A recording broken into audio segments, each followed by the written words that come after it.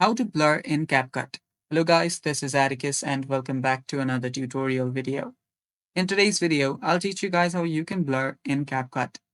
So without any further ado, let's dive right into it. The first steps first, open up your CapCut.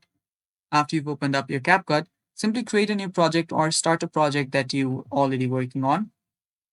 So let's say this is my project right here and I want to blur something. So for that, all you have to do is first head down below and hit the subscribe button so you don't miss out on our future videos. Also press the bell icon so you get notified when we release our new videos. So this is a video right here. If you want to blur a video, you will have to overlay. So for that, you can simply select or cut the parts that you want to blur. So let's say that I want to blur this video from this point to this point. I have already cut this. You can use the cut feature from here. You can see the split option. And then you can simply copy this and paste it again and overlay it on the top. After doing that, head over to the effect option on the top left here. Then what you'll need to do is you will need to select the blur option. You can search for blur and it should pop up right here. So it's taking quite some time.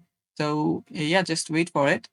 And what we'll do is we'll simply add the blur feature on between those. So as you can see, this is the blur one. Tap on add. You can drag this, drop it between here. So make sure it's on the between and then extend it till you, have it all the way where you want it. So after that, select the middle chunk of the upper overlaid video. Then head over to the mask option right here. You should be on the video section to find mask. Select mask and add mask.